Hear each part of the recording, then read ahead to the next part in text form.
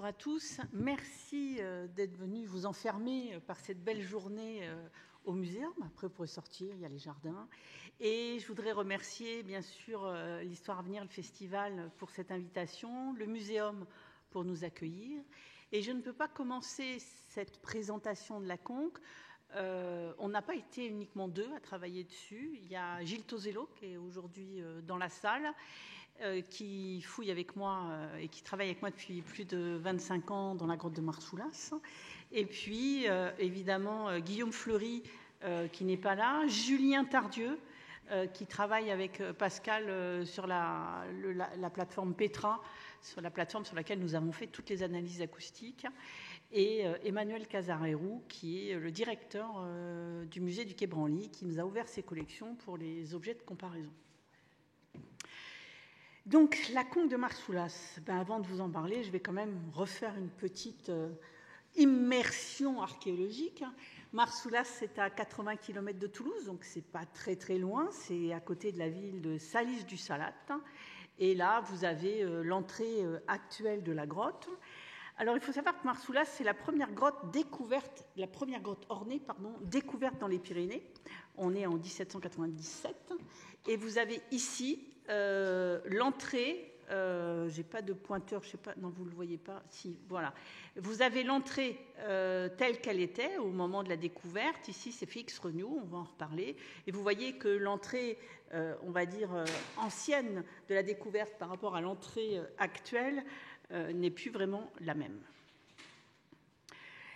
Marsoulas, c'est une petite grotte, alors que dans les Pyrénées, on a plutôt des grands réseaux. Ici, on a un petit réseau, en fait. La longueur de la grotte ornée fait à peu près 48 mètres. C'est assez étroit, sauf dans la première partie, mais bon, vous avez une coupe 3D. En fait, le fond de la grotte rejoint un petit réseau actif, c'est-à-dire un petit ruisseau. On ne sait pas si les paléolithiques y avaient accès au moment où ils y étaient, mais en tous les cas, aujourd'hui, on peut aller s'y tremper les pieds. La grotte de Marsoulas, c'est à peu près... Bon, ça, c'est des chiffres un peu anciens. On a un peu explosé le corpus, si je puis dire, depuis, mais c'est une grotte où on va trouver cheval, bison et, comme troisième thème, les humains, ce qui est exceptionnel pour l'art paléolithique, puisque généralement, on a cheval, bison, bouquetin pour ces périodes... on va dire les dernières périodes du paléolithique récent. Alors, je vous rappelle, le paléolithique récent, moins 45 000, moins 12 000, et la grotte de Marsoulas, c'est à peu près 18 000 ans. Voilà. Donc, vous voyez qu'on est à la fin de cette longue période, et on est dans la culture qu'on appelle magdalénienne. Donc, dans cette culture, généralement, on trouve cheval, bison, bouquetin, etc. Et là, les humains, c'est juste 6% de la totalité du corpus dans la globalité du paléolithique récent. Et là, on en a 13%, ce qui est énorme. Donc, Marsoulas, déjà, s'identifie un peu à part dans le monde magdalénien. On a une grotte ornée avec des dessins, des gravures, des incisions sur les parois, des peintures polychromes, donc qui vont mélanger le noir, le rouge, l'orangé. Alors ça, c'est toutes les nuances de couleurs de l'hématite, de l'oxyde de fer. C'est une grotte vraiment très, très fabuleuse, mais hélas, très abîmée, puisqu'on va voir pourquoi un peu plus loin. Voici une 3D du panneau principal avec un schéma pour vous faire voir la grandeur d'un individu. Et sur ce panneau, ici, vous avez les relevés de Gilles Tosello. Et vous voyez qu'on a donc ces grands bisons noirs polychromes qui fait presque 2,50 m de long, cheval, bison. Ici, un bison qui est réalisé avec des points rouges, des signes qu'on appelle des signes barbelés ici, et puis d'autres signes avec des points et des traits horizontaux et verticaux. Voilà, il y en a à peu près partout. Et bien sûr, la vedette de la grotte, c'est lui. Ce bison qui, à première vue, peut paraître être un signe, hein, parce qu'il est fait avec plus de 500 points rouges réalisés au doigt, comme ça ou comme ça. Je les ai comptés, donc je peux vous le dire. Avec un chanfrein noir, le front noir, l'oreille noire, un œil noir et gravé. Et en fait, il a ici un museau peint, mais il a également un museau gravé où il sort la langue. Et voici le relevé que vous avez là. Donc on voit un bison... voilà. Donc cet art pariétal, il s'étend en réalité dans toute la grotte, hein. Paroi droite, paroi gauche, c'est extrêmement dense, mais nous ne sommes pas là pour ça aujourd'hui, donc je passe à autre chose. L'archéologie, pardon. L'archéologie de cette grotte, elle est longue, complexe, puisque je vous disais, première grotte ornée découverte en 97, les parois ornées sont découvertes par Regnault, Félix Regnault, qui fouille en fait en 1897 dans la grotte. Et c'est en faisant ces fouilles, il voit les grands signes rouges. Et à cette époque-là, l'art paléolithique n'est pas reconnu. Il faut attendre 1902. Donc il va essayer de publier un article et l'éditeur toulousain va lui changer le titre de son article en les peintures préhistoriques de la grotte de Marsoulas en peinture historique de la grotte de Marsoulas. Voilà, donc vous avez les fouilles Regnault là, vous voyez les tranchées, vous reconnaissez par rapport à l'entrée tout à l'heure, on est juste à l'entrée et en fait ils descendent à coups de pioche, à coups de... Voilà, c'était l'époque. Et Regnault va fouiller également dans la grotte, sous le bison ponctué, vous avez la flèche là, voilà, donc ça, il va descendre à peu près à 1,80 m et il va sortir énormément de choses. Après viendra, avant, en fait, Regnault arrive Caudurban. Caudurban, il est très important, c'est l'abbé, parce que lui, il va faire également des fouilles à l'intérieur et il va nous donner ce qui est extrêmement exceptionnel pour les grottes, ce qu'on appelle une stratigraphie. Il va nous décrire les niveaux qu'il a vus et il va même, dans ces niveaux, localiser les objets importants qu'il a vus. Et ça, c'est fondamental et on va y revenir plus loin.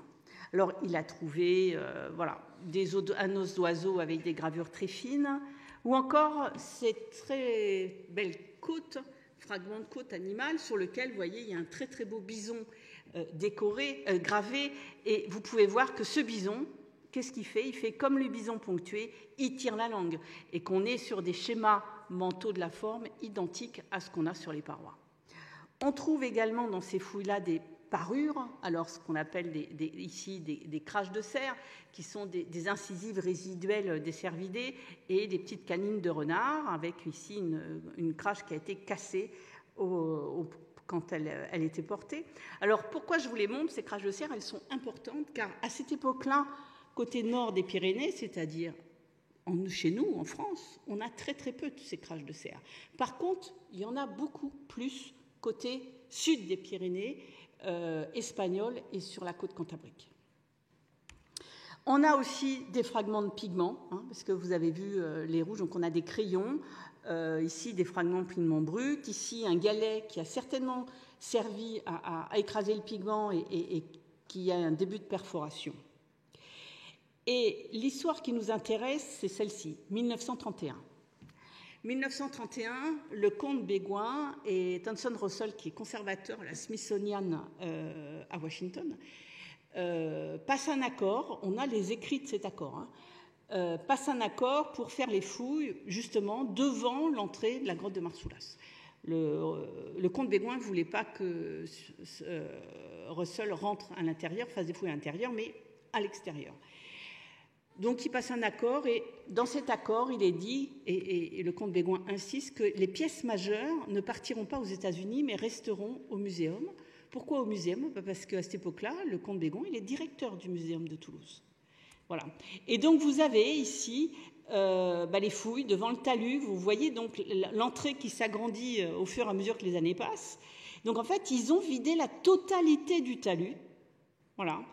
Et c'est ce qui donne, et vous avez ici, l'entrée actuelle, avec une pose de grille peu après les fouilles. Et pour vous dire la vérité, ces fouilles ont un impact scientifique important parce qu'ils ont découvert l'objet dont on va parler, mais ils ont un impact conservatoire négligeable, puisque en enlevant le talus, ça va faire que l'air chaud va entrer dans la cavité et va dégrader au fur et à mesure le calcaire par de la condensation, etc. Donc c'est pour ça que la grotte de Marsoulas, entre autres, est fragile, puisqu'en fait, il y a des problèmes de conservation à cause des fouilles de 1931. Donc voici les fouilles, l'entrée actuelle, et on voit la flèche, en fait, c'est où était le début du talus qu'ils ont enlevé et qu'on a aujourd'hui ici. Dans ce talus, on a une coupe de ce talus. Ils n'ont pas trouvé grand-chose, des silex, des outils en cristal de roche, des petits coquillages percés qui proviennent de l'Atlantique, et vous le voyez en bas, de l'argile à ours, donc avec des ossements d'ours. Mais ce qui est intéressant, c'est ce qu'il y a ici, et ils le localisent. C'est là qu'ils ont trouvé ce fameux Caronia lampas, donc ce triton ou conque. Alors un Caronia lampas, un triton, pour vous dire, je ne sais pas si vous connaissez la fontaine de Trévis à Rome, si vous y êtes allé, je vous le conseille, où on a Neptune entouré des chevaux marins qui sortent de la mer, et Neptune qui appelle avec son triton dans la bouche. Alors il est beaucoup plus petit que celui-là, mais c'est ça le triton. C'est-à-dire que moi, dans mon imaginaire, c'était d'abord l'Océanie. J'aime bien les mers bleues, moi. L'Océanie, mais c'est aussi le monde grec, romain, où les dieux ont les tritus, notamment les dieux marins ont les tritons. Ce triton, son histoire, eh ben, écoutez, nous, on travaille à Marsoulas depuis 1998, donc le siècle dernier, avec Gilles, et on a étudié les objets qui sont conservés ici, puisque quand on étudie l'art pariétal, il faut également regarder un contexte culturel, et pour ça, il faut aller voir les objets qui sont conservés dans les musées. Et moi, on venait régulièrement, et puis un jour, Guillaume me dit, je lui dis, écoute, il faut aller chercher le coquillage, parce on le connaissait depuis longtemps, Yvette Taborin, qui a travaillé sur la parure dans les années 80, elle le cite, mais elle dit, c'est pas un objet de parure, donc je l'étudie pas. Et donc je dis, on va le sortir, on va le regarder. Et puis on descend dans la réserve avec Guillaume, et Guillaume, il prend le coquillage, et il me dit, tiens, attends. Et puis là, il se met à souffler dedans. Et alors là, moi, mes oreilles m'en sont tombées, si je puis dire. Et là, je me suis dit, mais c'est incroyable. Et ce qui est d'autant plus incroyable, c'est que pour Guillaume, il a toujours considéré cet objet comme une conque. Sauf qu'il pensait que nous, on le savait et qu'on le considérait pareil. Mais pas du tout. Qui allait imaginer, en tant que paléolithicien, qu'il puisse y avoir ce type d'objet dans le paléolithique, en plein milieu des Pyrénées? Et là aussi, on va y revenir. Alors, on a remonté la conque, Gilles nous attendait dans les réserves, et là, on a commencé à la regarder en détail. Et au fur et à mesure que les heures de l'après-midi passaient, heureusement qu'il y avait des chaises, parce que nous tombions, comment dirais-je, pas d'effroi, mais d'admiration. Ce n'était pas un simple coquillage, c'était un coquillage qui a été transformé par la main humaine. Et transformé il y a 18 000 ans. Donc c'est une facture instrumentale avec la création d'une embouchure, puisqu'en fait l'apex, qui est la partie pointue des coquillages, la partie la plus dure, c'est par là, par cet endroit que commence à se former le coquillage. Cet apex, surtout sur des coquillages aussi gros, ne peut pas se casser par mégarde, parce que ça a cogné un caillou, etc. C'est une vraie fracture volontaire. Alors ce que je ne vous ai pas dit, c'est que ce Caronia lampas, en fait, il vient de l'Atlantique. À l'origine, c'est un coquillage qui est habité par, on va dire, une grosse limace qui vit à 80 mètres de fond. Donc, de toute manière, les paléolithiques ne pratiquant pas la pêche, et certainement pas à haute mer, ont ramassé ce coquillage sur la plage, ramené par des marées, par des tempêtes, etc. Donc, ce n'est pas au moment où ils l'ont trouvé sur la plage que l'apex s'était cassé, mais il a bien été cassé, puisqu'en fait, on a des marques d'impact autour qui témoignent de cette fracture. En plus de ça, on voit aussi qu'autour, on a un filet un peu marron, qui est de la matière organique. Autre travail, au niveau ici, on a une mise en forme. Les volutes du coquillage ont été amincies, du moins taillées, pour permettre en fait une prise en main beaucoup plus facile. Et pour en savoir un peu plus, on ne savait pas comment faire pour aller voir l'intérieur. On a contacté, grâce à Philippe Walter, le CNES à Toulouse. Et le CNES nous a gentiment reçus dans ses locaux, ce qui n'a pas été facile, rentrer au CNES avec un coquillage à l'entrée du CNES, je ne vous explique pas, mais qu'est-ce que vous venez faire avec ça? Bon bref, on n'avait pas le droit d'emmener de clé USB, on n'avait pas le droit de prendre de photos, mais malgré tout, on m'a autorisé à justement filmer exceptionnellement le coquillage dans le tomographe, puisqu'on a obtenu une tomographie. Et alors, une tomographie, c'est quoi? C'est un procédé 3D, de restitution 3D, mais de l'extérieur et de l'intérieur. Donc, du coup, on a toute la structure physique du coquillage. Et ce que l'on voit ici, c'est qu'aussi, à l'intérieur de ce coquillage, on a 2 trous. Ici, une sur la première volute et un autre sur la seconde volute. Et on voit bien que ces trous, ce n'est pas le hasard et qu'on a bien des traces qui ont servi à impacter et à perforer les volutes.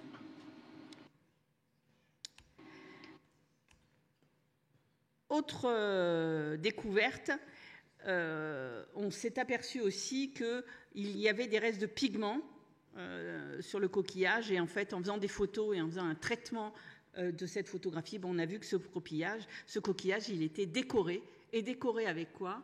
Avec des points rouges.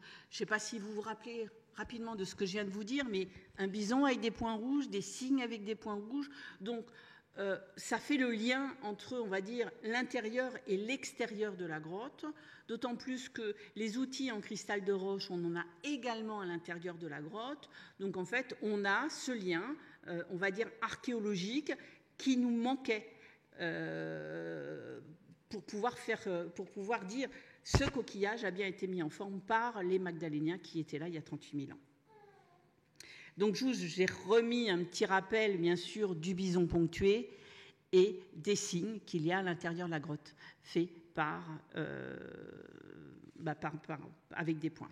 Et là, je vais passer la parole à mon ami et collègue. Merci. Alors, du coup, oui, ce machin il est en train de se barrer. Je commence à casser le matériel quand même. Et alors donc, donc elle a débarqué avec Guillaume, je crois, et Gilles, avec un coquillage chez nous, dans notre labo, où on travaille sur des choses qui font du bruit, on va dire. Moi, j'ai fait de la musique ancienne il y a assez longtemps. Tu as signalé que j'étais flûtiste il y a un certain temps. Je faisais de la musique ancienne du 18e. Là, c'était moins 18 000.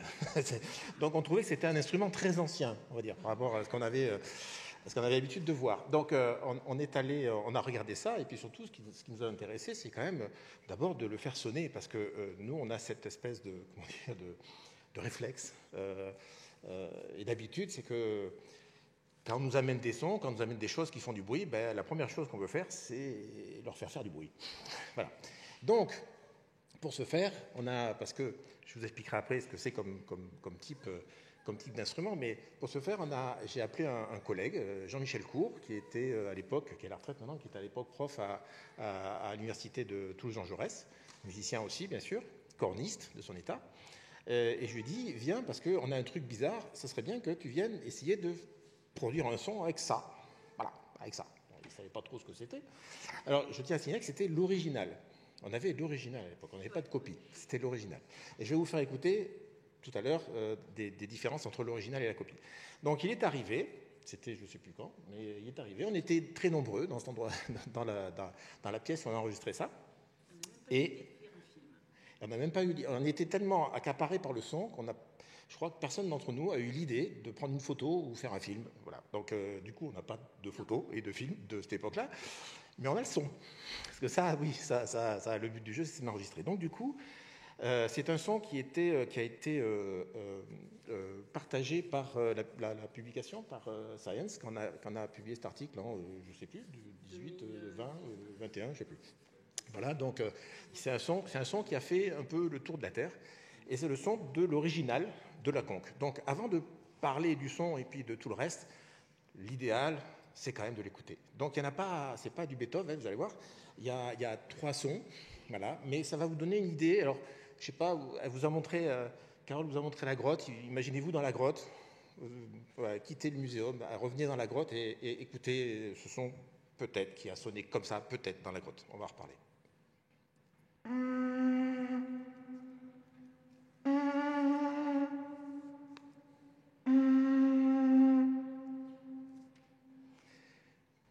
Je vais le refaire parce que c'est court.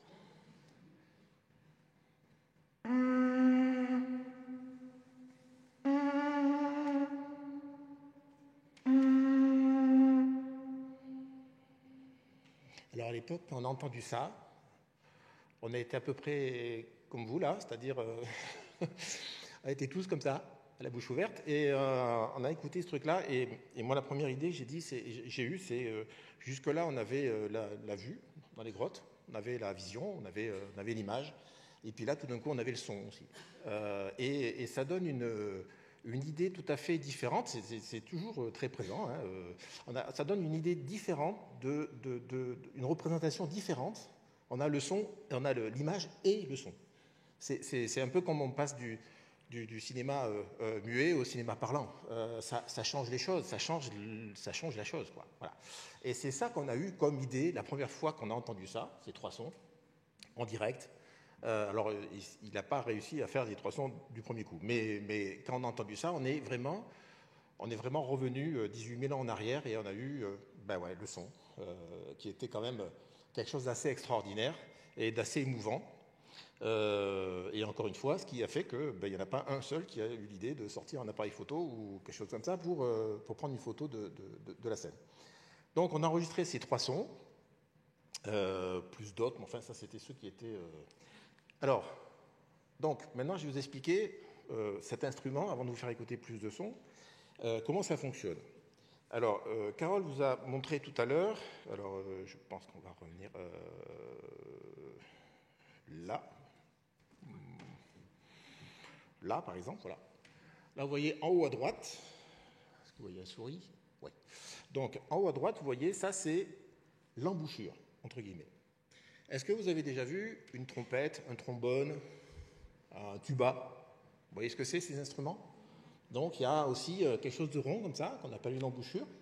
Et c'est ce qu'on appelle des instruments à hanche lipale. Lipale, c'est les lèvres. Donc, c'est les lèvres qui servent d'anche, qui vibre, et c'est cette vibration-là qui est modifiée, amplifiée, déformée, si j'ose dire, par le tube de la trompette, du trombone, du tuba, etc. Eh bien, c'est la même chose.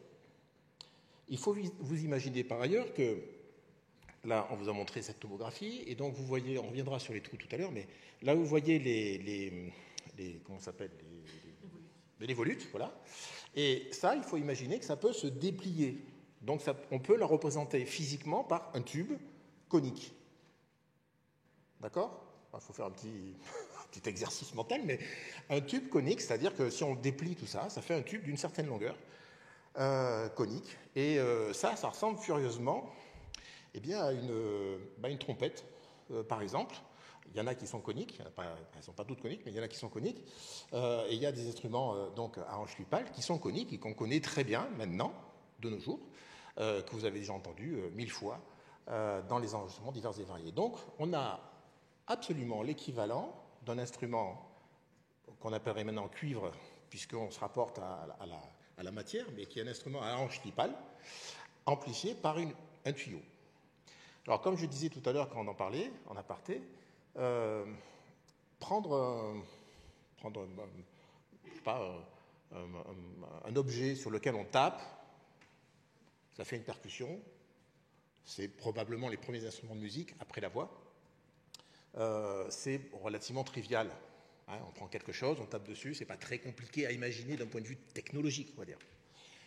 Prendre des flûtes, on a des flûtes de moins 40 000 ans, des flûtes en os taillées dans des os d'oiseaux. C'est pareil, une flûte, en fait, le principe, si vous voulez, c'est un biseau, et puis l'air qui se casse sur le biseau, et puis qui vient vibrer dans un tuyau. C'est moins trivial déjà, c'est un peu plus complexe, mais ça peut se faire. Je pense que certains d'entre vous se sont amusés avec des feuilles, de faire vibrer des feuilles, de faire vibrer des choses comme ça, ou pour d'autres, dans des bouteilles de bière. un peu vide, où on peut faire des sons qui changent en fonction du niveau de la bière, ce qui donc justifie la consommation. Donc, on fait de la science, hein, c'est pas... c'est un peu plus complexe, mais ça reste envisageable, ça reste presque naturel. On peut voir des choses qui peuvent vibrer avec du vent.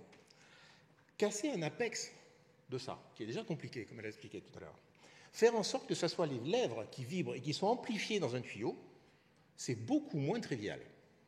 C'est beaucoup plus compliqué à s'imaginer. On peut quand même en déduire une première chose, même si ça reste évidemment très hypothétique, on peut en déduire que ce n'était pas la première, qu'il y en avait certainement beaucoup d'autres, et je dirais même, et on y reviendra, que cette facture-là, puisqu'on peut commencer à parler de facture instrumentale, cette facture-là, elle était maîtrisée. Alors, déjà là, on arrive à quelque chose, alors vous me diriez, les flûtes, il y a 40 000 ans, c'était maîtrisé aussi, mais là, on a quelque chose d'un peu moins trivial, un peu moins facile, un peu moins évident, donc probablement qu'il y avait des instruments de ce type, ou quelque chose de ce type qui produisait des sons de cette manière-là, de façon plus ancienne. Le troisième point que je voulais aborder, c'est ce dont discutait Carole tout à l'heure, c'est ce trou-là, qu'on voit ici, et qui traverse deux volutes, celle-ci et celle-là. Vous voyez, je ne sais pas si vous voyez bien ma souris. Alors, je vous préviens de suite, on n'a pas la réponse. Mais on peut avoir des questions. Si c'est fait exprès, ce qui a l'air d'être le cas, puisque vu la forme et la façon de tailler, forcément et très probablement, ça a été fait exprès. Pourquoi ça a été fait? Alors, il y a eu plusieurs hypothèses. Une première qui pouvait être que, eh bien, pour mettre... alors, je crois que tu en parles plus loin, non? Oui, on peut le... Attends, on va y aller directement. On va y chercher, ouais. Mais je ne vais pas te couper là. Non, mais tu ne me coupes pas là. Attends, c'est où? Elle est là. Là. Voilà, ici. Donc, vous voyez, on pourrait y mettre virtuellement un truc droit. Alors, pourquoi je dis un truc? Parce que ça pourrait être un bâton, ça pourrait être aussi un os, ça pourrait être quelque chose de creux. Et ça pourrait permettre, puisque, si vous avez bien retenu tout à l'heure, Carole vous a dit qu'il y avait des traces d'éléments organiques autour de l'embouchure. Donc, ces traces-là pouvaient peut-être être en rapport avec... Alors là, on a mis des exemples qui viennent d'Océanie. D'Océanie et d'Amérique du Sud. Et d'Amérique du Sud. On en trouve un petit peu partout, hein. Océanie, Amérique du Sud. Et où il y a une embouchure qui est dessus, vous voyez, qui est rajoutée dessus, et qui est probablement collé avec de la résine, quelque chose comme ça. Donc on peut imaginer que ce tuyau pouvait effectivement servir pour coincer, bloquer ou fixer une embouchure. On peut aussi avoir comme autre hypothèse, c'est ce qu'on va étudier très bientôt, on peut aussi imaginer comme autre hypothèse que ce trou avait un rôle acoustique, c'est-à-dire avait le rôle de changer, a priori pour l'améliorer, changer l'acoustique de la conque elle-même et donc permettre de produire un son, une qualité de son qu'on n'aurait pas produit s'il n'y avait pas eu ces trous. Alors, pourquoi je vous dis qu'on n'a pas la réponse? Parce qu'on n'a pas fait la manip encore, mais on compte bien la faire, qui consiste à faire une copie avec ces deux trous, comme l'original, et une copie, évidemment, sans les trous, ce qui est tout à fait faisable puisqu'on a la tomographie du CNES. Et donc, on peut modifier le schéma, disons, du fichier pour enlever ces trous artificiellement et voir si ça marche. Alors, moi, je mettrai une petite pièce sur cette deuxième hypothèse. Je pense que ça va changer un petit peu l'acoustique, d'autant que, alors ça, c'est quelque chose d'assez récent chez moi, mais d'autant que, si j'ai ma souris, je ne sais pas où elle est là, ouais. Attends, je la vois là, voilà. D'autant que ici, si vous regardez bien, le premier trou qu'il y a ici est très proche des lèvres qui sont censées être posées là. D'accord? S'il n'y avait pas ce trou, on aurait, après les lèvres, directement une volute. C'est-à-dire directement quelque chose qui bloque probablement un petit peu un élément vibratoire, parce qu'on est quand même très très proche des lèvres. Donc moi, je mettrais bien une petite pièce sur l'idée que ici, on a un petit trou qui nous permet de rallonger le début du tuyau, d'accord, rallonger le début du tuyau pour pouvoir, permettre à la vibration de se mettre en place et de pouvoir circuler après dans le reste du coquillage. C'est une hypothèse, je ne dis pas que c'est vrai, j'ai dit celle-là, on va la tester. Voilà. Voilà. Donc ça, c'est intéressant, et dans tous les cas, on parlait de facture instrumentale tout à l'heure, s'ils ont pris soin de faire 2 trous pour améliorer l'acoustique de l'instrument, je ne sais pas comment vous faites, vous, dans votre vie, mais quand on fait quelque chose comme ça, aussi compliqué, parce que c'est quand même pas simple d'aller creuser dans les volutes, c'est qu'on n'a pas juste une idée derrière la tête, on a une façon de faire qui peut-être même se transmet. Ça veut dire que, encore une fois, probablement que ce n'était pas la première, ça n'a pas été la dernière, mais ce n'était pas la première, il y en a eu d'autres avant, et que les personnes qui ont fait ça avaient soit l'habitude de le faire, soit ont été formées pour le faire. Donc on est bien en présence, il me semble, évidemment, hein, je n'étais pas là pour voir si c'est vrai, mais je pense qu'on est bien en présence d'un instrument, de quelque chose qui permet de faire des sons de façon... Oui, ça ne lui plaît pas. De façon... Il n'est pas d'accord avec l'hypothèse. Quelque chose qui permet de faire des sons de façon vraiment volontaire, c'est-à-dire que volontaire et travaillée. Voilà. Donc, c'est assez intéressant, c'est encore plus intéressant que ce qu'on pensait. Alors, il y a aussi autre chose qui m'est venue en tête tout à l'heure quand Carole y pensait, et en parlait, et qu'on n'a pas tout à fait testé, mais qu'on a testé un peu récemment, c'est sur ce qu'on peut appeler le pavillon, c'est-à-dire le bout du coquillage. Donc cette partie-là, elle vous a expliqué tout à l'heure qu'on avait cassé une partie de cette partie-là du coquillage. Là, c'est pareil. Pour aller la casser, il faut quand même faut vouloir, quoi. C'est-à-dire, ça ne se fait pas de façon... voilà.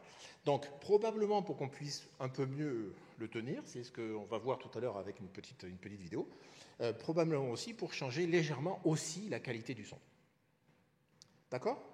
Voilà. Donc, nous en sommes à... nous avons un outil qui permet de faire des sons. Voilà. Qui permet de faire des sons, et des sons qui ont une certaine qualité. Donc on va réécouter, parce que c'est assez court, donc on peut les 3 sons de l'original, et puis après on va écouter des sons de copie. Alors c'est celle qui est vers moi, la plus vers nous, ici, là, sur la table. Et quand on a fait sonner, il y a 15 jours. Oui. Voilà. Donc, vous allez voir l'original, vous allez écouter l'original, et ensuite vous allez écouter la copie. Alors, si il arrête de me... Voilà.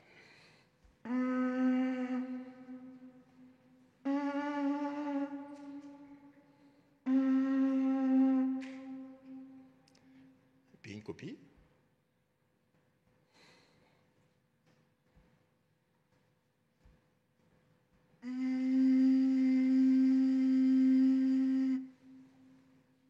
Vous entendez que c'est pas tout à fait la même chose ? C'est même pas du tout la même chose, à vrai dire. Mais c'est quand même pas tout à fait la même chose. Alors, on entend bien que ça sonne différemment, que donc, il y a une question... J'ai plus d'écran. C'est normal ? Ah non, c'est pas normal. Non. Voilà, c'est ça. Merci. Alors là, on a d'autres sons de la copie.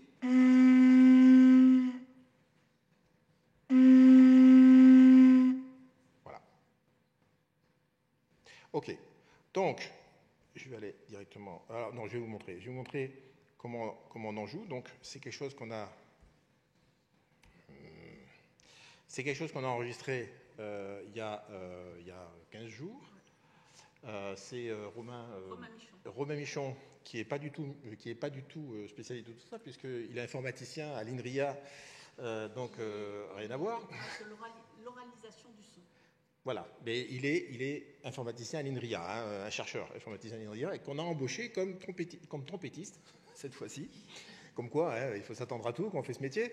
Et on lui a fait jouer pas mal de sons. Et donc, il a testé des façons de gérer, vous allez voir, en particulier avec le pavillon, des façons de gérer cet outil.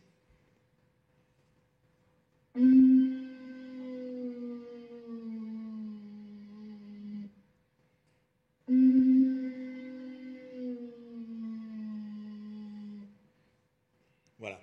Vous verrez au passage qu'il faut un certain coffre, c'est-à-dire qu'il faut un petit peu de souffle, parce que le tuyau est grand, il est long, il est large, et voilà, et on met beaucoup d'air dedans. Donc là, vous voyez, en vrai, c'est de façon plus, comment dire, plus sensible, comment on joue de cet instrument. Et puis, donc, je vous disais, il y avait une différence entre les sons originaux. Ça, c'est ce qu'on appelle un sonogramme. Alors, vous n'êtes pas habitué peut-être à ça, mais c'est une représentation, c'est une analyse du son, c'est une représentation temps-fréquence d'un son. Alors, verticalement, vous avez les fréquences. Donc, plus on va vers le haut, plus le son est aigu, plus la chose est aiguë. Et de gauche à droite, vous avez le temps. Donc, c'est un son, en l'occurrence. En l'occurrence, c'est celui-là. Voilà, ça c'est un son de l'original, sans réverbération par rapport à tout à l'heure, un son de l'original. Et là, vous avez une analyse. Alors, ce qu'il faut comprendre, c'est qu'un son tout seul, comme ça, est composé de plein d'autres sons dedans. Donc, un son n'est pas tout seul, en fait, il y a plein de choses dedans. Voilà. Et ce que j'ai mis en jaune, c'est l'endroit où notre oreille, est particulièrement sensible. Parce que on peut parler des sons qu'on produit, mais ces sons, ils sont produits pour être entendus. Donc il faut aussi parler de... C'est pour ça qu'elle m'a demandé, hein, je suis un peu psychoacousticien sur les bords. Donc, et les sons, ils sont faits pour être entendus. Ça, c'est la partie où l'oreille est particulièrement sensible. Donc s'il n'y a rien à cet endroit-là, on va avoir plus de mal à l'entendre, si vous voulez. S'il y a des choses à cet endroit-là, on va bien les entendre. Donc vous voyez qu'ici, toute la partie qui est particulièrement sensible de l'oreille, eh bien, il y a des traits dedans, c'est-à-dire il y a de l'énergie, c'est-à-dire qu'il y a des sons. C'est ce qui fait que vous entendez un certain timbre. Si on regarde la même analyse de la copie, vous voyez, sans que j'ai trop à le commenter, que dans la partie jaune de tout à l'heure, on a beaucoup moins de choses noires. Et d'ailleurs, on n'a pas tout à fait le même son par rapport à tout à l'heure. Il est joli aussi, hein, mais ce n'est pas tout à fait le même. Il sonne moins fort, il sonne moins bien. On peut imaginer que cette conque pouvait être utilisée à l'intérieur ou à l'extérieur. On verra tout à l'heure une petite vidéo sur l'extérieur. Pouvait être utilisée un petit peu à l'extérieur. Si le but du jeu, c'était que les gens qui étaient un peu loin l'entendent, alors il fallait faire un son qui soit audible loin. Audible loin par nous, pas par les arbres, par nous. D'accord ? Donc, quelque chose qui soit dans la partie sensible de notre audition, c'est-à-dire là où c'est jaune. Et on voit que l'original, par rapport à la copie, est beaucoup plus efficace pour être entendu de loin que la copie. Alors, pourquoi ? Ça, on ne va pas entrer dans les détails, c'est des questions d'acoustique, pas très intéressant. Mais l'instrument qu'on a vu le son original qu'on a vu tout à l'heure, est particulièrement adapté pour être entendu par quelqu'un loin. Donc ça militerait plutôt, mais c'est pareil, c'est une hypothèse, ça militerait plutôt pour un instrument qui fait un son pour qu'il soit entendu loin, par un humain. Donc, pas nécessairement quelque chose qui fasse du Beethoven, si vous voulez. Voilà. Ceci dit, Beethoven, ça s'entend loin aussi. Mais c'est un son qui est prévu, peut-être, qui pourrait, en tout cas, c'est en tout cas une hypothèse qu'on pourrait émettre aussi, qui pourrait être utilisé comme un instrument d'alerte. Alors, à l'intérieur de la grotte, avec un peu de réverbération, ça a un son fort, en fait. D'accord ? C'est un son qui est fort, parce qu'on l'entend fort, parce que ça sonne bien là où on l'entend bien. Ça reste une hypothèse, on n'était pas là pour le voir. Mais il y a deux usages, à l'intérieur ou à l'extérieur. Ça, jusque-là, on est bon. Et éventuellement, à l'extérieur, devant. Alors, je suppose qu'à l'époque, je ne sais pas s'il y avait beaucoup de végétation devant. Aujourd'hui, dans les Petites Pyrénées, c'est recouvert de forêt. Au début du XXe siècle, ce n'était pas recouvert de forêt, hein, puisque les paysans allaient couper le bois pour se chauffer, etc. Et au Paléolithique, encore moins. Donc, en fait, on avait au Paléolithique un paysage complètement ouvert, avec les animaux, etc. Donc, au-dessus de Marsoulas et devant Marsoulas, c'était très ouvert. Donc on peut imaginer un petit peu comme il y a aussi à Chauvet, par exemple, oui, une possibilité de se mettre devant l'entrée de la grotte et de se mettre devant l'entrée avec cet instrument et de pouvoir générer un son qui est entendu relativement loin. À noter que c'est un usage qui est assez entendu et assez fréquent de nos jours dans certaines régions du monde pour un instrument de ce type. Alors on a toujours Romain qui sait... On a toujours Romain. Toujours Romain. Qui sait, voilà, il est très utile, ces informaticiens.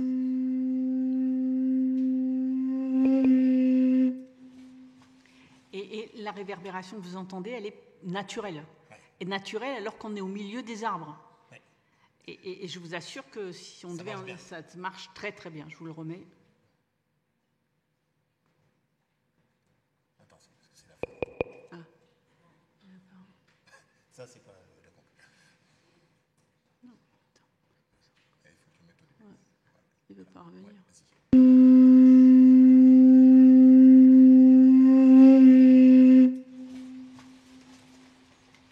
voilà, alors, je ne sais pas si vous entendez derrière la réverbération qui dure assez longtemps, hein, mais voilà. Donc, il n'est pas exclu, cette hypothèse n'est vraiment pas exclue, d'autant que, encore une fois, cet instrument-là a manifestement été fabriqué, peut-être fabriqué à dessein de ce point de vue-là, pour qu'il soit particulièrement bien entendu par nous, les humains, probablement à grande distance, parce que ce sont des fréquences qui se propagent bien et il y a beaucoup d'énergie là où notre oreille est très sensible.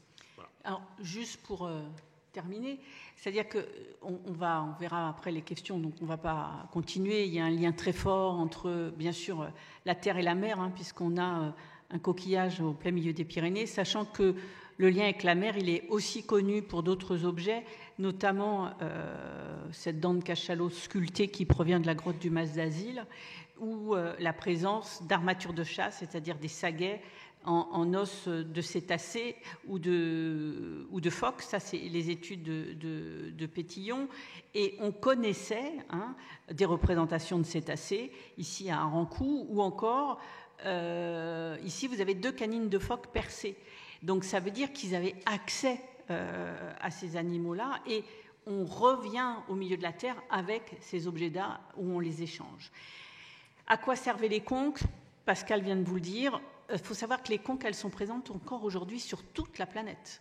C'est-à-dire que moi aussi, j'ai découvert un monde au travers de la conque, qu'il y a même des jazzman contemporains qui les utilisent pendant les concerts. Et ça, c'est dans les Pyrénées, il y avait des bergers qui utilisaient des conques pour communiquer de vallée en vallée. Donc, les hypothèses d'utilisation, on travaillera dessus par rapport aussi à la sonorité, qu'est-ce que ça peut nous apporter, on a des pistes. Mais en fait, il y a eu des hypothèses, notamment celle de Gilles Tosello, l'hypothèse de l'apeau à mammouth, à l'entrée de la grotte, ce qui est plausible dans l'absolu, sauf qu'à cette époque-là, il n'y avait plus de mammouth. Mais voilà, c'est une hypothèse comme une autre et on la retient aussi. Merci beaucoup.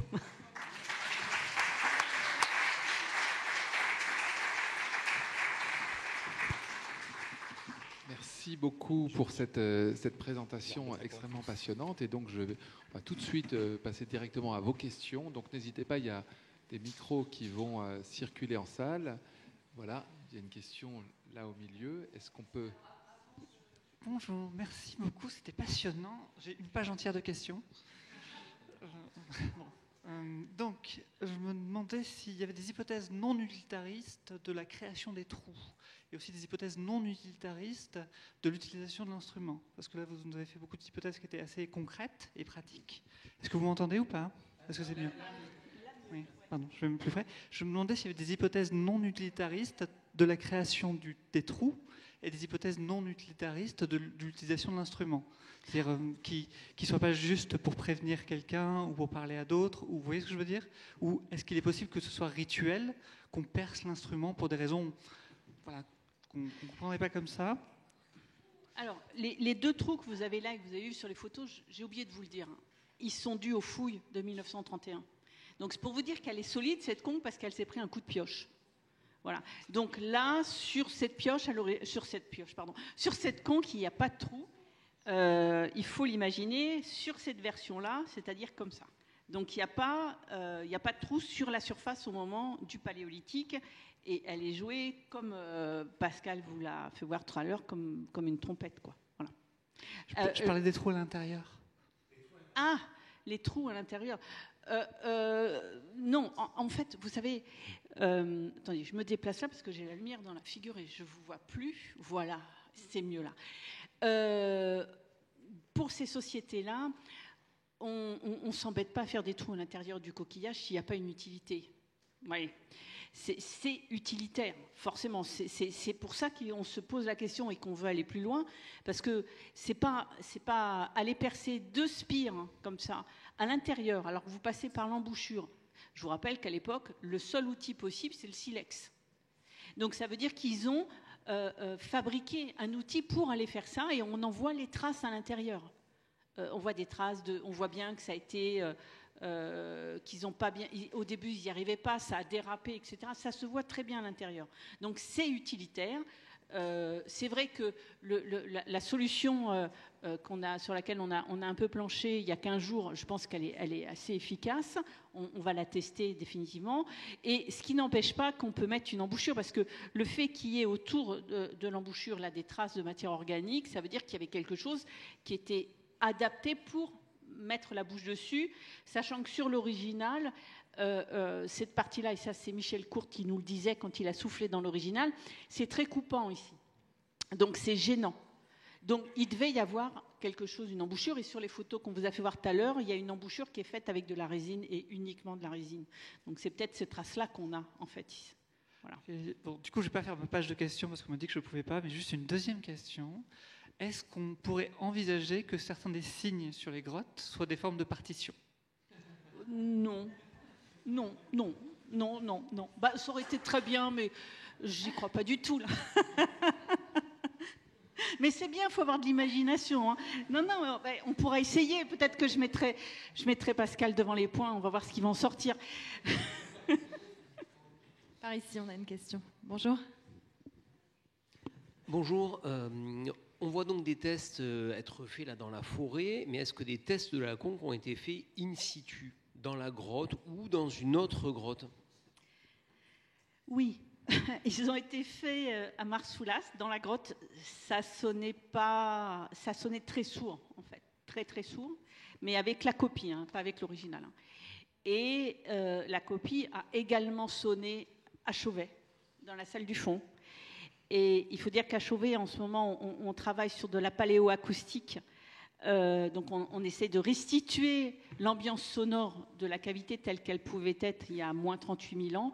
Et c'est un des instruments qui sonnera dans le modèle quand on aura le modèle pour pouvoir justement restituer les sons. Moi, je me demandais si on avait réussi à restituer l'intégralité des sons qu'il était possible de faire avec la conque, puisque je pense notamment à la trompette, dont il est possible de... On peut monter très très très très haut avec une trompette. Est-ce qu'on a entendu toute la couleur, ou est-ce que c'est vraiment techniquement impossible d'aller plus haut et on ne peut pas avoir d'autres hauteurs de son ? Alors, c'est une très bonne question, et c'est ce qu'on a testé, et ce qu'on a essayé de tester il y a 15 jours, donc, à peu près. C'est exactement ça qu'on a essayé de tester. Alors, il faut savoir que... Alors, je vais faire dans l'ordre. Techniquement, d'un point de vue technique, la forme de la chose permet normalement de produire plusieurs sons, comme on peut faire dans une trompette ou dans un... Ça serait plutôt plus proche d'un clairon, ce truc. Bon. Donc, techniquement, oui, c'est théoriquement possible. Après, le tuyau est beaucoup plus long qu'on peut l'imaginer à remplir d'air, et il faut avoir un coffre monstrueux pour arriver à faire quelque chose. On a vu tout à l'heure un petit peu la Roumain qui s'est poumonné au premier sens du terme pour essayer de faire sonner cette conque, et il a eu beaucoup de mal à faire sonner plusieurs sons. Alors, les enregistrements de l'original qui ont été faits par un corniste, il faut savoir que quand on fait sonner quelque chose qui fait du son, un instrument pour faire du son, vous voyez, je passe mon temps à essayer d'éviter le mot musique, hein, d'un instrument qui permet de faire du son, il faut savoir que, en général, un instrumentiste, quand il est bon, il essaye de plier l'instrument à ce qu'il veut faire, et pas le contraire. Et donc, notre ami Jean-Michel Court, il a fait 3 notes. Il est très très probable, voire même à peu près sûr, qu'il y a 18 000 ans, on ne faisait pas ces notes-là avec. Mais la note fondamentale, la note la plus basse, qui est la même qu'ils produisent l'un et l'autre, qui est la note de l'impédance du tuyau, quoi, en fait, on va dire, la note la plus basse qu'on peut faire avec cet instrument, celle-là, oui, elle était probablement commune avec ce qu'ils ont fait. Mais tout ce qu'ils ont essayé de produire après, que ce soit Romain ou Jean-Michel le premier, qui a travaillé avec la conque originale, il a fait sonner la conque comme lui, il a l'habitude de faire sonner un instrument, avec plus ou moins de facilité. Mais il a essayé de faire... Alors, on ne peut pas dire, c'est un petit peu comme quand on fait de la musique ancienne avec des instruments qui ont que 3 siècles, parce que là, du coup, ça fait pas beaucoup. On ne fait pas de la musique comme il y a 300 ans. On fait de la musique moderne avec des instruments qui ont 300 ans, ce qui n'est pas tout à fait la même chose. Là, c'est encore pire, si j'ose dire. C'est-à-dire qu'on va produire des sons, mais ces sons-là ne sont pas vraiment les sons probablement qu'on produisait à l'époque. D'où les essais de Romain. Comme vous avez vu, il mettait la main dans le pavillon, il essayait des choses. Alors il y a d'autres choses aussi, il essaye tout un tas de techniques qu'on utilise pour essayer de faire des sons différents, on va dire. On peut très bien imaginer qu'ils avaient effectivement des façons de faire des sons qu'on n'a pas retrouvés, parce que ça, c'est pas inscrit dans l'instrument, c'est inscrit dans celui qui fait sonner l'instrument. Voilà, je ne sais pas si je réponds bien à la question. Par ici, bonjour. Bonjour, merci déjà pour votre conférence. Je voulais savoir, est-ce que vous avez étudié les empreintes qu'il y avait sur le coquillage et est-ce qu'elles sont les mêmes que celles qu'il y avait sur le bison? Alors j'ai 2 questions. Et est-ce que vous avez testé la flûte avec l'os à l'intérieur de la coque? Alors, les empreintes, on n'a pas les empreintes de doigts assez précises. C'est juste des doigts qui apposent un pigment sur une paroi ou sur le coquillage. On ne peut pas dire. Mais ce qui est intéressant, c'est que pourquoi ça fait un lien? Parce qu'en fait, ces dessins faits au point. D'abord, le bison de Marsoulas, il est unique dans l'art paléolithique aussi. Voilà. Donc, on voit bien qu'il y a quelque chose au travers du point dans cette grotte. Et qu'on retrouve aussi à d'autres exemplaires sur la côte cantabrique, en Espagne aussi. Voilà. Marsoulas est très lié à la côte cantabrique, mais je ne peux pas trop développer tout il faudrait 2 heures. Voilà.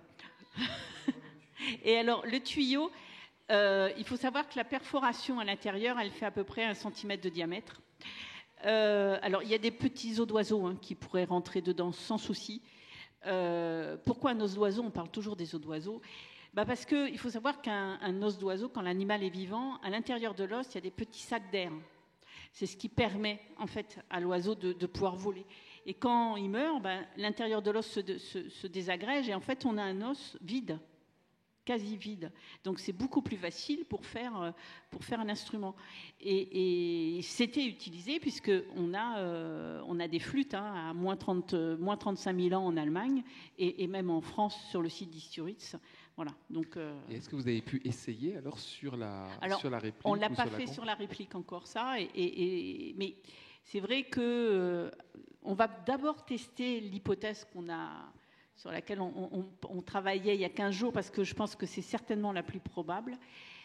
Donc Gilles, va falloir qu'il refasse son dessin. Et voir pour l'embouchure, parce que dans les photos, tout à l'heure, il y avait des embouchures qui étaient simples, juste avec des résines organiques, ce qui permet d'apposer correctement les lèvres. Et je pense qu'on va plutôt s'orienter vers le plus simple que vers le plus complexe.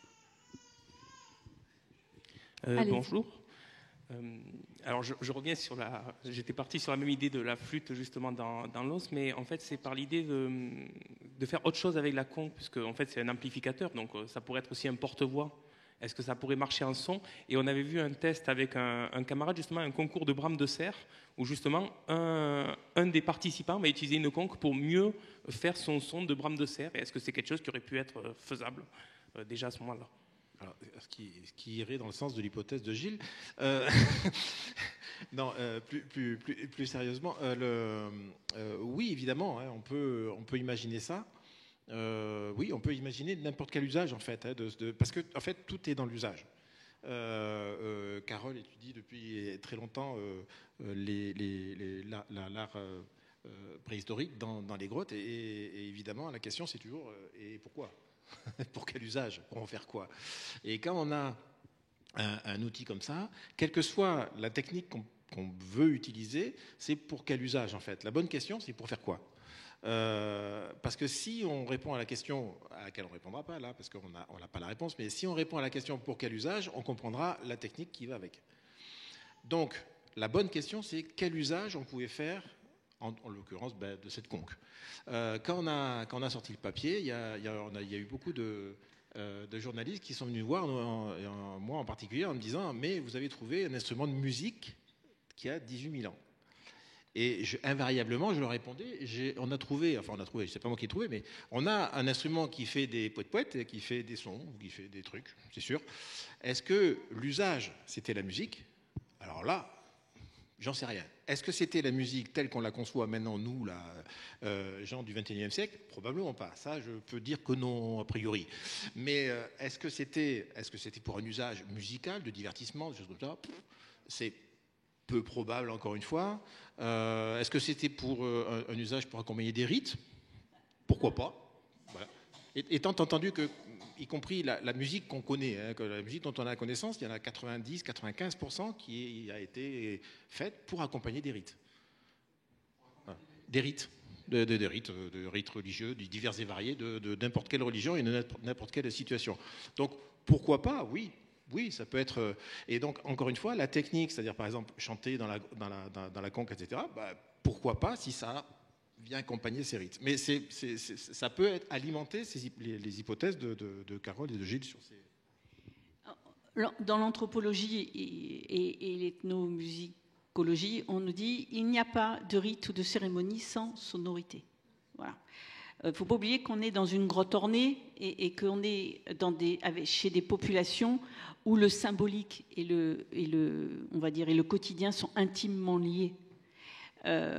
Donc voilà. Après, ce type d'objet, elle est aujourd'hui unique. Alors, c'était pas la première, mais est-ce qu'il y en avait des dizaines, des centaines? Je ne crois pas, parce qu'on en aurait retrouvé beaucoup plus que ça. Ce sont quand même des matériaux qui se conservent très bien pour les périodes anciennes. Liés à des rites et à des cérémonies, oui. Liés aussi à des appels. Les conques, on les connaît sur toute la planète, et en fonction du lieu et de son usage, elle a une, comment dirais-je, une authentification très différente. C'est-à-dire qu'à Tahiti ou en Polynésie, dans certains groupes, ce sont des objets d'appel pour des rassemblements rituels. Voilà. Au Pérou, dans les sites péruviens à 3000, etc., ce sont des appels au sacrifice.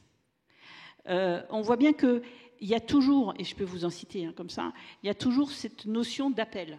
Voilà. Les bergers pyrénéens ou encore dans les Alpes s'en servaient justement pour communiquer d'une vallée à une autre. Chez les Grecs, c'est Neptune qui l'utilise. Chez les Romains, c'est pas un hasard, vous voyez.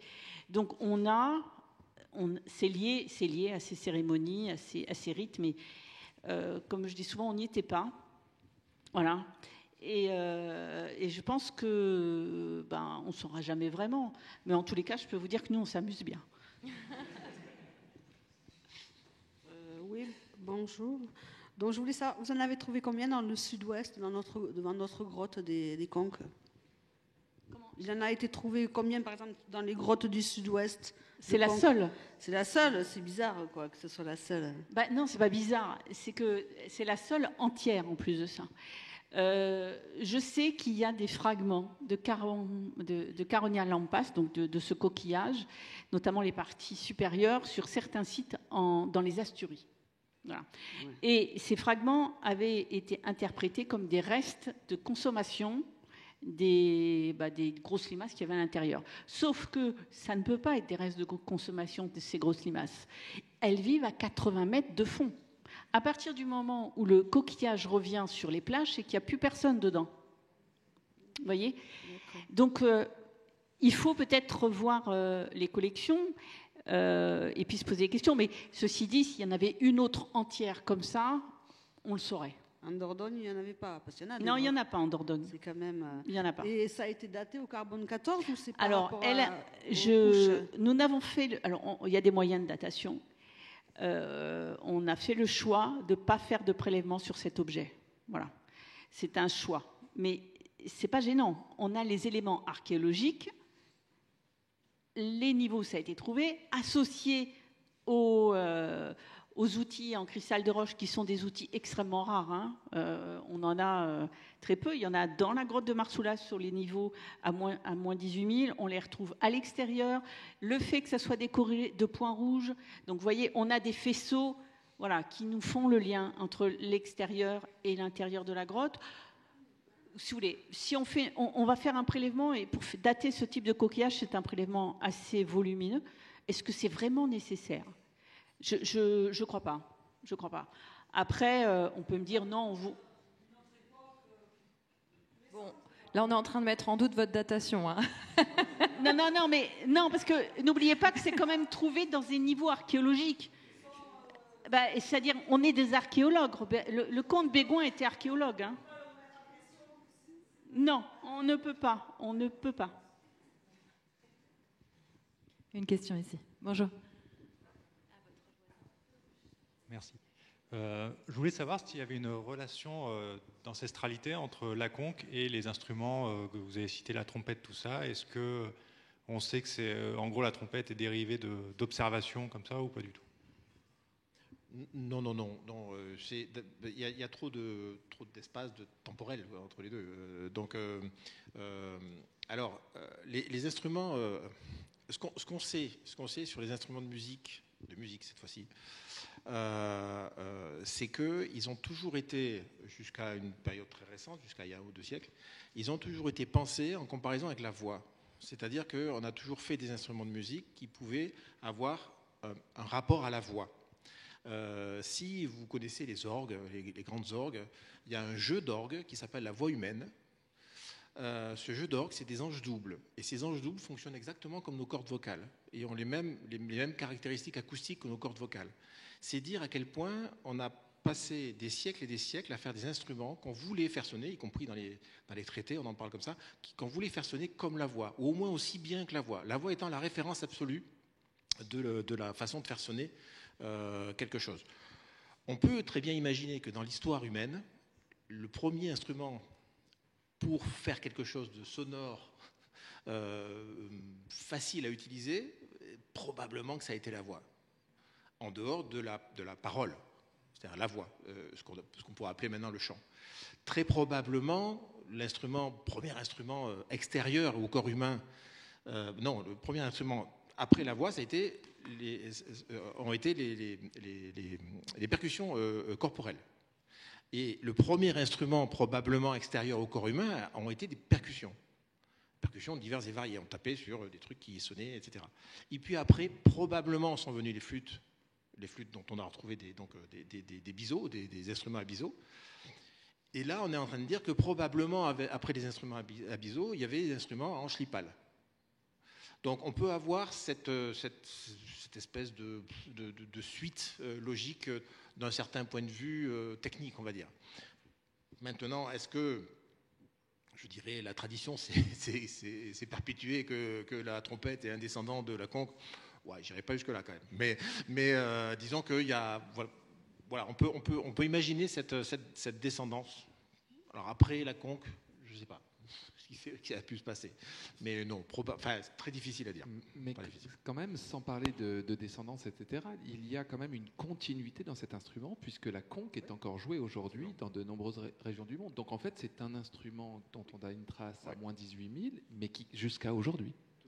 Tout à fait, c'est comme pour les flûtes d'ailleurs, et comme pour les percussions, c'est-à-dire que c'est quelque chose qui a perduré dans l'usage et dans la tradition humaine de faire des percussions, de faire des flûtes, de faire des instruments en schlipal. Donc oui, on peut imaginer, après c'est très compliqué à démontrer, mais on peut imaginer effectivement qu'il y ait eu une certaine filiation, pourquoi pas.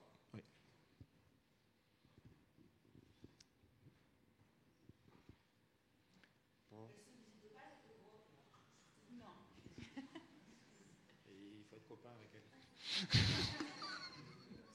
Allez-y, madame. Allez-y. Oui, je vais juste vous raconter une petite anecdote rapide. Je suis très ému parce que j'ai déjà entendu le son d'une conque, la conque l'original, hein, pas la copie. Lors d'une croisière à Minorque, entre Ciudadela et Fort Mahon, on visitait toutes les criques. Et il y en a une, dont je ne me souviens plus du nom, mais qui serait facile à retrouver parce qu'elle était très sphérique, très haute, avec des falaises, et connue pour avoir des grottes avec des peintures à l'intérieur. Et le soir tombant, il y a un individu un peu bizarre qui est sorti d'une grotte, qui a soufflé dans une conque. Et au bout d'un moment, il y en a un autre à l'autre bout de la crique qui a soufflé. Et je peux vous dire que c'était très fort comme son. Et ça, c'était à Minorque, il y a plus de 35 ans. Oui, mais ça ne m'étonne pas. Le son est quand même assez extraordinaire dans le sens où, alors, moi, c'est la première fois que j'ai entendu une conque, donc ça m'a un peu marqué, mais ça sonne bien, on va dire. Ça ne veut rien dire comme phrase, hein, mais dans notre imaginaire, dans notre oreille, ça sonne bien, ça sonne, quoi. Voilà, il y a une espèce d'appel. C'est pas un son confidentiel. C'est un son qui donne, qui donne un peu d'espace, on va dire, qui ouvre l'espace. Pardon ? Absolument, absolument. Mais ça vient de ce fait que c'est un son extrêmement, c'est fort en intensité, mais c'est pas tant ça. C'est que ça rassemble beaucoup de caractéristiques de timbre qui sont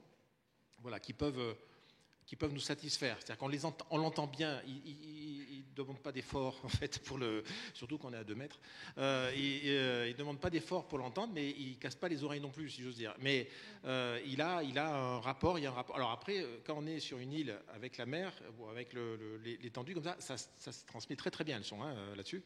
Donc on peut très bien imaginer, et c'est pour ça que je demandais à Carole tout à l'heure s'il y avait des bois devant la grotte de Marsoulas à l'époque, probablement pas.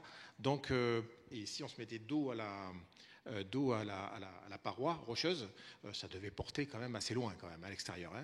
Ça devait avoir, je pense, le même effet. Ah oui, voilà, ça c'est assez intéressant. J'irais bien avec un microphone là-bas, pour enregistrer tout ça. Ça, c'est très compliqué d'évaluer la portée d'un objet sonore. D'abord parce que ça dépend de comment on le joue. Ensuite, ça dépend de tellement de paramètres. C'est pour ça, s'il y a des arbres, s'il y a de l'herbe, si c'est l'été ou si c'est l'hiver, ça ne va pas sonner de la même manière. La température de l'air, il y a beaucoup de conditions pour savoir si ça... Alors, si on peut le calculer, évidemment, on peut faire une estimation, mais ça restera une estimation quand même à plus ou moins, plus ou moins ce qu'on en fait, quoi. Voilà.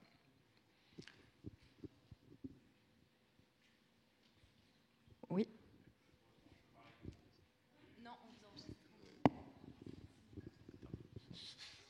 En fait, c'est une question par rapport à ce que vous disiez sur le fait qu'il n'y avait pas d'arbres, et ça m'a étonné qu'à l'époque des Magdaléniens, il n'y avait pas d'arbres devant parce que je m'imaginais une civilisation qui n'était pas agricole. Donc, a priori, il n'y avait pas de raison qu'ils aient rasé les forêts autour, et c'est pour ça que ça m'a étonné, en fait. En fait, on est après la grande période glaciaire à moins 20 000 ans. Et c'est le climat, alors entre moins 20 000 et moins 12 000, c'est le climat qu'on connaissait, qui va se mettre doucement en place, mais qui va se mettre en place avec des oscillations. Et à moins 18 000 dans les petites Pyrénées, il fait assez froid quand même. Voilà. Et vous avez... Le couvert végétal qu'on a à l'heure actuelle, il n'existait pas, ça c'est certain. Il peut y avoir des bosquets, des machins, des choses comme ça, mais pas comme c'est aujourd'hui. Et... Juste, début du XXe siècle, on a des photos, il n'y a pas un arbre, mais pas un arbre. Voilà. Pourquoi ? Parce que les gens se chauffaient au bois et que les bois, on les coupait. Donc voilà, il ne faut pas oublier que les paysages vont impacter le paysage sonore, mais il faut aussi penser que c'est très différent de ce que nous, on vit aujourd'hui. Alors, moi, je vais prendre votre question. J'ai une question aussi. Quel est le retentissement ? Là, je reviens plus sur la découverte scientifique, en fait. Quel est le retentissement de cette découverte scientifique, à la fois peut-être dans le monde de la musique et puis dans le monde de la préhistoire ? Alors, je vais commencer par le monde de la préhistoire. On peut rappeler que l'article scientifique qui atteste et qui valide cette découverte est sorti en 2002, c'est ça ? 2021.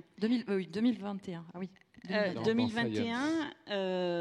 Alors, quand l'article est sorti dans une revue américaine qui s'appelle Science Advance, on a eu très peu de mal à le faire publier, hein, vraiment. Hein. Moi, j'étais très étonnée. Et surtout, ce qui m'a encore plus étonnée, c'est que l'article a fait le tour du monde.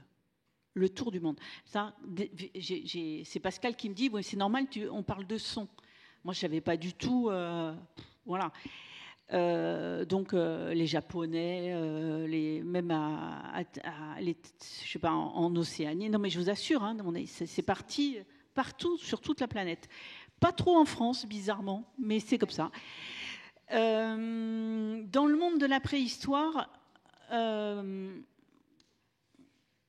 c'est assez passé inaperçu, en fait. Je le dis franchement. Hein. Voilà. Il y a des collègues qui n'y croient pas, d'autres qui... Voilà. Après, ce n'est pas une question de croyance pour moi. Hein. C'est démontré scientifiquement. Je veux dire, le fait que ça soit aménagé par l'humain, etc., je peux pas... Je suis désolée, mais les faits sont là et je ne peux pas les mettre de côté, les balayer, quoi. Après... on connaît des flûtes, on connaît... Alors, on n'a pas les matières organiques ne se conservent pas, donc on n'a pas de tambour, on a des images hein, dans les grottes, on a un arc musical hein, représenté. Donc, vous savez, produire des sons, je pense qu'à partir du moment où on a des rituels et des cérémonies, il faut du sonore. Je vous l'ai dit tout à l'heure, c'est pas moi qui le dis. Donc, voilà. Mais pour moi, en tous les cas, je remercierai jamais assez Guillaume Fleury, ça c'est clair. Bon, après, en étudiant le coquillage, on aurait vu qu'il s'était aménagé, etc. Mais j'oublierai jamais, quand on est allé chercher le coquillage dans les réserves et qu'il a soufflé dedans. Ça, j'oublierai jamais.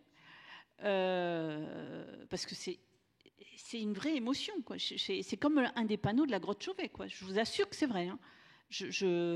Voilà. Et puis surtout, moi, ça m'a ouvert un monde, un imaginaire qu'on n'avait pas.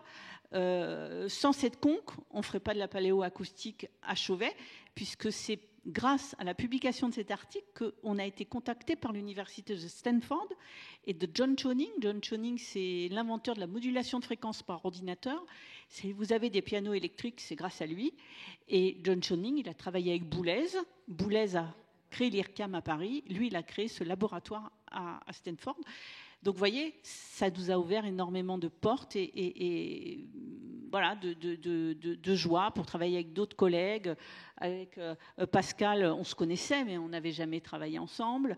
Et c'est ça aussi, la recherche, et c'est génial. Moi, j'aurais deux petites remarques à faire aussi dans ce même sens de cette question. C'est que c'est quand même aussi incroyable que cet objet ait été conservé. C'est-à-dire qu'il a été découvert puis conservé, et pour qu'il soit réinterprété à peu près 80 ans après sa découverte et réinterprété complètement différemment, ce qui ouvre... et donc, d'où un peu, là c'est un peu un hommage aux conservateurs, hein, et voilà, et au muséum, parce que sans cette conservation, ça aurait été évidemment impossible, d'où la nécessité de conserver des choses qu'on ne comprend pas ou qui sont là, puis qui serviront à la science peut-être plus tard. Puis la deuxième chose, évidemment, que je trouve très impressionnant, c'est ce que vous venez de dire avec l'ouverture d'imaginaire. C'est-à-dire que là, évidemment, moi, en tant qu'artiste, je suis très sensible à cette trace d'un son du passé et donc de ce recours à la représentation. On avait des représentations visuelles, on avait les représentations maintenant sonores, et on se dit que ça allait peut-être avec. En tout cas, moi, c'est ce que j'aimerais bien me dire, parce que ça va commencer à ressembler à du théâtre. Et qu'on apprend, et avec Chauvet, et avec cette conque, et avec beaucoup de choses, que finalement, le théâtre, peut-être ce n'est pas les Grecs qui l'ont inventé, mais que le théâtre est un de ces arts premiers. En tout cas, j'aimerais bien, moi, l'imaginer dans cet angle-là, c'est-à-dire toujours le recours à la représentation, le recours à la fiction, et que ces représentations, ces fictions sont liées évidemment à tous les récits, les forces symboliques qu'on peut avoir, mais aussi au sens, tout simplement au sens et au plaisir des sens, et que les arts viennent des sens. Et alors là, l'expérience que vous nous offrez avec cette conque est très perturbant pour nous parce qu'on a l'impression, peut-être autant que l'émotion que vous avez dû ressentir en voyant Chauvet, etc. Mais quand même, là, on écoute et quand même, ça nous pénètre quand même. Et donc, ce recours à l'art et que l'art naît avec l'humanité et qu'il n'y a pas d'idée de progrès dans l'art, qu'il y avait à l'échelle de, même il y a 18 000 ans, à l'échelle d'une vie, à l'échelle d'une communauté, à l'échelle d'un groupe d'hommes et de femmes, eh bien, toute l'expérience artistique que l'on peut connaître dans la vie, en fait, et que le concept de progrès, à part quelques peut-être évolutions techniques, mais qui sont mineures par rapport à l'expérience artistique, le recours à la représentation, où le concept de progrès est absolument inopérant.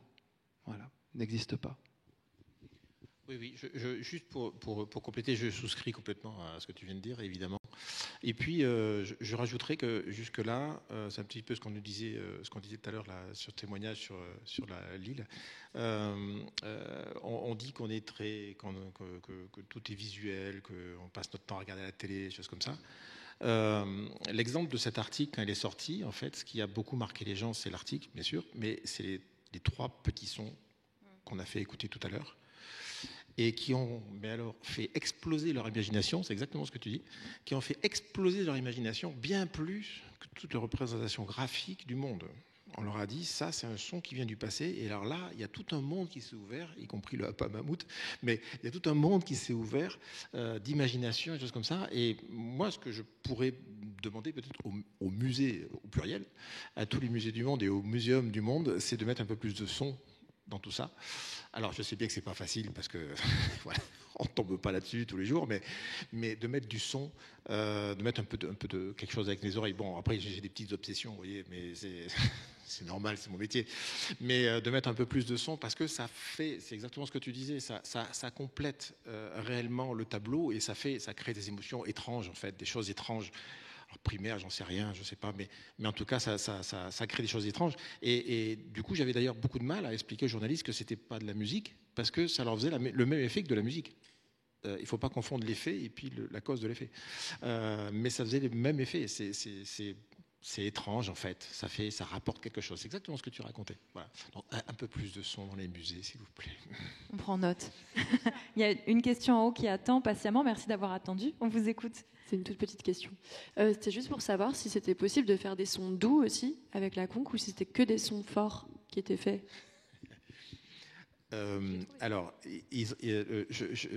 malheureusement, je sais pas la jouer moi-même, mais vu l'effort qu'ils ont dû produire pour faire un son comme ça, je pense que ça leur demanderait beaucoup de technique et beaucoup de pratique pour faire un son un peu moins fort. Mais je vois ce qu'il y a derrière la question. Peut-être que si on arrive à faire des sons moins forts, on peut le jouer à l'intérieur, en quelque sorte. Et si on fait des sons plus forts, on le joue à l'extérieur.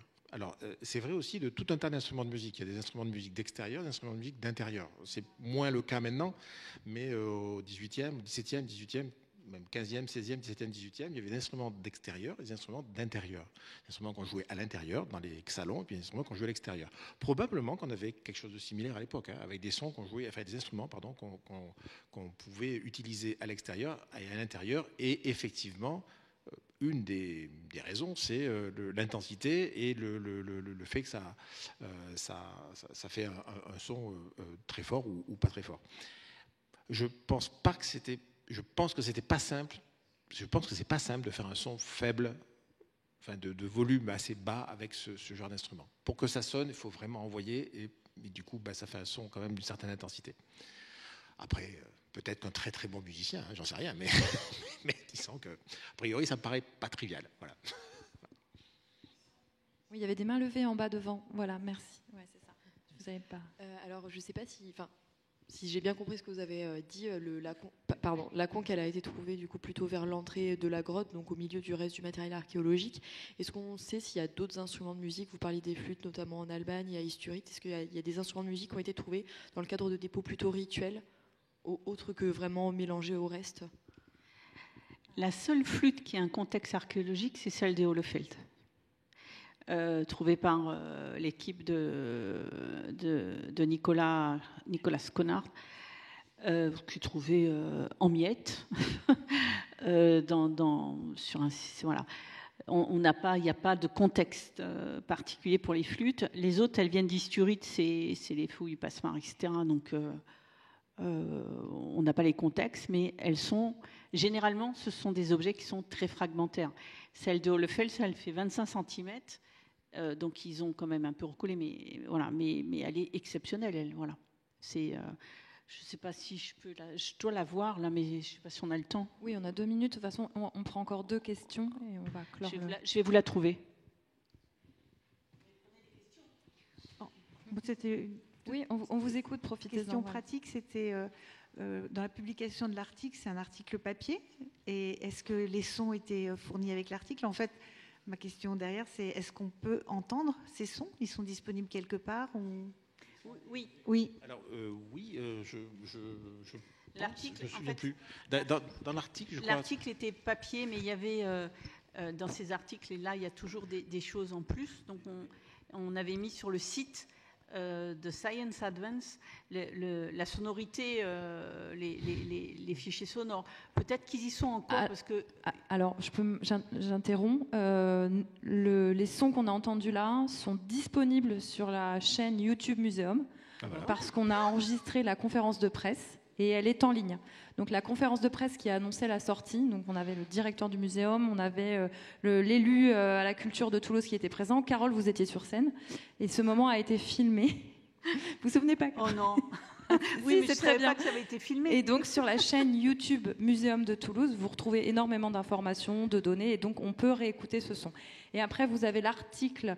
Alors je ne sais pas si c'est l'article tel qu'il a été publié dans Science ou bien l'article vulgarisé sur la conférence sur le site du muséum. Dans Lire, voir et écouter, on a énormément de ressources d'articles dans plein de domaines. Ils sont validés. Vous pouvez y aller les yeux fermés. Hein. Les contenus sont ultra fiables, lus et relus, et vous retrouvez des éléments d'articles. Excusez-moi, est-ce qu'il serait possible de rebasculer sur l'écran, s'il vous plaît? Et pour compléter, si vous mettez chez Monsieur et Madame Google, si vous mettez Conche, Marsoulas, vous allez tomber probablement sur les sons. Il y a plein qui l'ont... Donc, vous avez la grande flûte de Hohlefels, là, et puisqu'on est dans le son...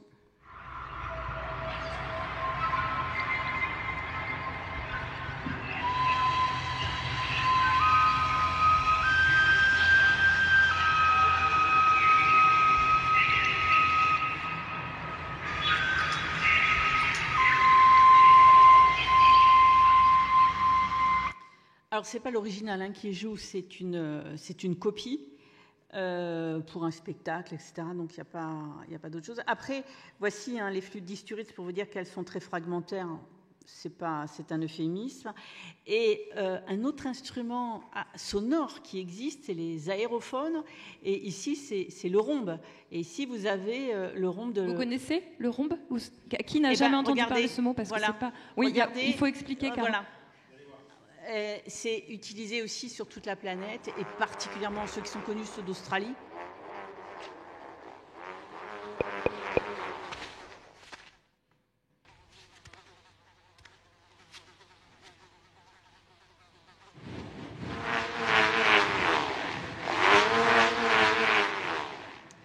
Alors, les rhombes, ils sont utilisés lors de cérémonies, là où en plein air, pour appeler les ancêtres, pour reproduire des bruits, le bruit de certains animaux, etc.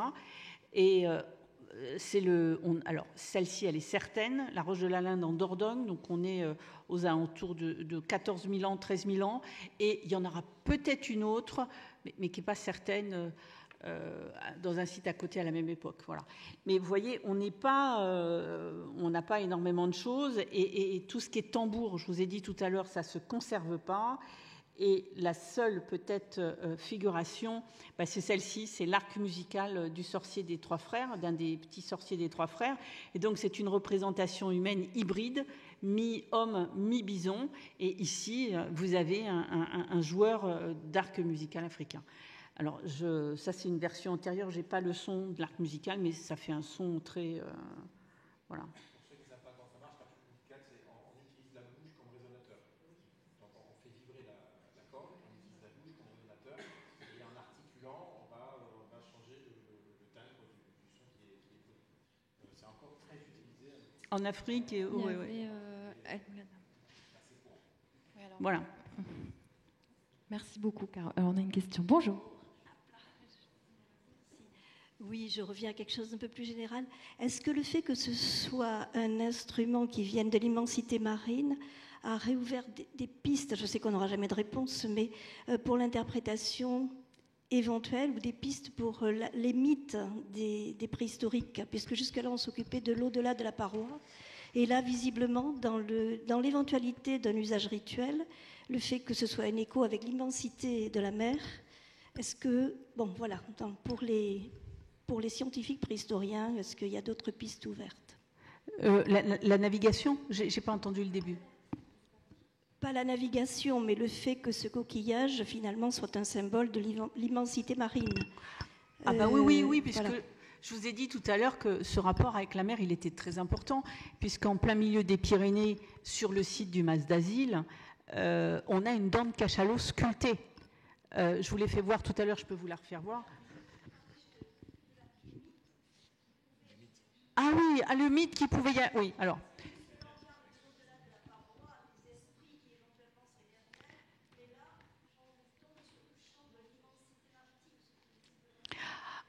La mer, pour les paléolithiques, en tous les cas, ceux qui étaient côtiers, c'était un élément important, et on le voit dans la grotte Cosquer.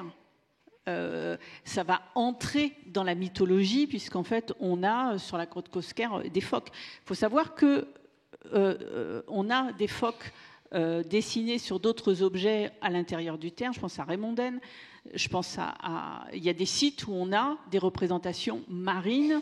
Ça existe. Voilà. Donc ça veut dire que le contact avec la mer, il l'avait. Et il l'avait d'autant plus qu'à partir du moment où ils vont utiliser des os de mammifères marins pour faire des armatures de chasse, c'est-à-dire des pointes pour aller chasser, voilà, ils ont ce contact avec la mer. Et dans certains sites, la mer entre dans la mythologie, puisque Cosquer, on a des phoques sur les parois. Vous voyez ce que je veux dire? Voilà. C'est pas... Mais, comment dirais-je? C'est pas un fait récurrent et de grande ampleur. Hein. C'est quand même, jusqu'à maintenant, je ne veux pas dire que la grotte Cosquer est anecdotique, mais les animaux marins ne sont pas considérés comme des animaux communs dans les représentations paléolithiques. Voilà. Voilà. Oula. Elle n'a pas 18 000 ans, une chance. Voilà, on arrive à la fin de ce rendez-vous que je vais clôturer. Je voudrais qu'on remercie très chaleureusement nos 3 invités, nos 2 intervenants, Carole Fritz, Pascal Gaillard, musicologue, merci beaucoup. Aurélien Bory, merci beaucoup.